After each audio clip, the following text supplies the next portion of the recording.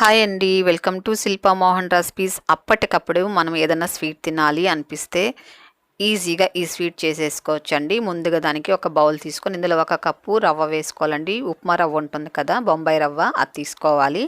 అలాగే ఏ కప్పుతో అయితే మనము రవ్వ తీసుకున్నామో ఆ కప్పుతోనే 1.5 కప్పు మైదా తీసుకోవాలండి. మీకు మైదా ఇష్టం లేకపోతే మైదా ప్లేస్లో గోధుమ పిండి కూడా తీసుకోవచ్చు. ఒక చిటికెడు సాల్ట్ వేసుకోవాలి. అలాగే కొద్దిగా ఇలాచి పొడి కూడా వేసుకొని ఇదంతా ఒకసారి బాగా కలుపుకోవాలి. రవ్వ అలాగే మైదా అంతా కూడా కలిసేలాగా ఇలా బాగా కలుపుకోవాలి.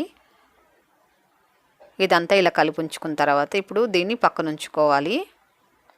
ఇప్పుడు స్టవ్ పైన ఒక గిన్నె పెట్టుకొని ఇందులో 1 కప్పు బెల్లం వేసుకోవాలండి. మనం ఏ కప్పుతో అయితే రవ్వ అవి తీసుకున్నామో ఆ కప్పుతోనే 1 కప్పు బెల్లం తీసుకోవాలి. మీకు స్వీట్ ఎక్కువ కావాలంటే మరి కాస్త కూడా వేసుకోవచ్చు అండి బెల్లం, కానీ 1 కప్పు వేసారంటే కరెక్ట్గా ఉంటుంది స్వీటు.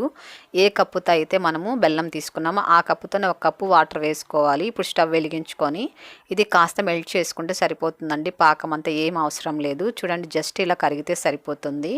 ఇప్పుడు స్టవ్ ఆపుకొని దీన్ని కాస్త చల్లారి పెట్టుకోవాలండి. ఎక్కువ వేడిగా ఉంది కదా, కొద్దిగా చల్లారి పెట్టుకోవాలి. ఇది కాస్త గోరువెచ్చగా అయిన తర్వాత మనము ఇప్పుడు రవ్వ మిశ్రమంలోకి ఫిల్టర్ చేసేసుకోవాలి. కంపల్సరీ ఇలా ఫిల్టర్ చేసుకున్నారనుకోండి, ఇసుక ఉంటే కూడా ఇలా ఫిల్టర్ అయిపోతుందండి చక్కగా. ఇప్పుడు విస్కర్తో బాగా ఇలా మిక్స్ చేసుకోవాలి. మీరు గరిటతో మిక్స్ చేసుకోవచ్చు, లేకపోతే ఇలా విస్కర్ ఉంటే కూడా విస్కర్తో కూడా మిక్స్ చేసుకోవచ్చు అండి. ఇదంతా ఒకసారి బాగా కలుపుకోవాలి. చూడండి, ఇప్పుడు కాస్త తిక్కుగా ఉంది కదా, ఇప్పుడు కొద్దిగా వాటర్ వేసుకుందాము. కాబట్టి మీరు బెల్లం పాకం చేసేటప్పుడు కరిగించుకునేటప్పుడు 1 కప్పు వేసుకుంటే సరిపోతుంది. అవసరమైతే ఇంకాస్త కూడా వేసుకోవచ్చు. మీరు ఎక్కువ వాటర్ పోసి ఉడికించుకున్నారనుకోండి బెల్లం నీళ్ళు, స్వీట్ తక్కువ అయిపోతుందండి. కాబట్టి 1 కప్పు తీసుకోండి, సరిపోకపోతే కూడా ఇంకాస్త వేసుకొని కూడా కలుపుకోవచ్చు. ఇది అప్పటికప్పుడే వేసుకోవచ్చు అండి. మనము కాస్త వేడి పైన పాకం వేసాం కాబట్టి పిండి అనేది చక్కగా నానిపోతుందండి. రవ్వ కూడా మీరు కావాలంటే ఇంకొక 5 నిమిషాలు కూడా పక్కన పెట్టుకోవచ్చు అండి, మూత ఉంచుకొని కూడా. అప్పటికప్పుడే వేసారనుకోండి పైన క్రిస్పీగా లోపల సాఫ్ట్గా వస్తాయండి, రవ్వతో చేస్తున్నాం కాబట్టి. ఇప్పుడు స్టవ్ వెలిగించుకొని ఇలా పొంగనాలు పెనం పెట్టుకొని దీంట్లో మీరు నెయ్యి ఇష్టపడితే నెయ్యి అన్నా తీసుకోవచ్చు, లేకపోతే ఆయిల్ అన్నా ఇలా గుంతల్లో వేసుకోవాలి. ఇది కాస్త వేడెక్కిన తర్వాత ఇప్పుడు చిన్న గరిటతో ఇలా పొంగనాలు వేసుకోవాలండి. ఇలా చిన్న గరిట తీసుకున్నారనుకోండి చక్కగా వేసుకోవచ్చు. ఇలా అన్నిటి ఫిల్ చేసుకోవాలి. మీరు కావాలంటే పిండిలో పచ్చి కొబ్బరి కూడా వేసుకోవచ్చు అండి. కొబ్బరి వేస్తే కూడా చాలా బాగుంటుంది.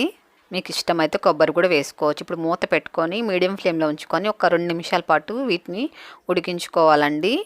2 నిమిషాల తర్వాత చూసుకోవాలి, ఎందుకంటే మనం బెల్లంతో చేస్తున్నాం కాబట్టి త్వరగా మాడిపోయే ఛాన్స్ ఉంటుందండి. కాబట్టి చెక్ చేసుకుంటూ మనము ఉడికించుకోవాలి. సైడ్లో వేసింది త్వరగా కలర్ రాదండి, కానీ సెంటర్లో వేసింది త్వరగా కలర్ వచ్చేస్తుంది. కాబట్టి ఫస్ట్ మనము సెంటర్లోటి ఇలా తిప్పేసుకోవాలి ఒకవైపుకి. చూడండి, మంచి కలర్ వచ్చింది. టేస్ట్ అయితే చాలా బాగుంటుందండి. పైన క్రిస్పీగా లోపల సాఫ్ట్గా ఉంటుంది. మీరు 5 నిమిషాల పాటు మూత పెట్టి ఉంచారనుకోండి మొత్తం సాఫ్ట్గా ఉంటుందండి. మీకు పైన కాస్త క్రిస్పీగా లోపల సాఫ్ట్గా కావాలంటే అప్పటికప్పుడు వేసుకున్నారనుకోండి పైన క్రిస్పీగా లోపల కాస్త సాఫ్ట్గా ఉంటుంది. చూడండి, మరొక వైపు తిప్పుకున్న తర్వాత మంచి కలర్ వచ్చేసింది. ఇప్పుడు వీటిని తీసేసుకుందామండి. ఇంట్లో పిల్లలకి స్నాక్ ఐటెం ఏం లేనప్పుడు కూడా ఈజీగా 5 నిమిషాలు చేసి ఇవ్వచ్చండి పిల్లలకి. ఇవన్నీ కూడా ఇలా సెంటర్లకు వేసుకొని ఫ్రై చేసుకొని తీసేసుకోవాలి. చూసారా, జస్ట్ 5 నిమిషాల్లో ఇంట్లో ఉండే చాలా తక్కువ ఐటమ్స్తో చాలా రుచికరంగా రవ్వ స్వీట్ పొంగనాలు రెడీ అయిపోయాయండి. మీకు నచ్చాయా ఈ స్వీట్ పొంగనాలు? అయితే మీరు కూడా ఒకసారి ఇలాగే ప్రిపేర్ చేసుకొని టేస్ట్ చేయండి. ఎలాగొచ్చిందో టేస్ట్ నాకు తప్పకుండా కామెంట్ చేయండి. మీ ఫ్రెండ్స్కి, మీకు తెలిసిన వారందరికీ వీడియోని షేర్ చేయండి, లైక్ చేయండి. ఫస్ట్ టైం మీరు కనుక మన ఛానల్ చూస్తున్నట్లయితే మన ఛానల్ని తప్పకుండా సబ్స్క్రైబ్ చేసుకోండి. మరో మంచి రుచితో మీ ముందుకు వస్తుంది శిల్పా మోహన్ రెసిపీస్.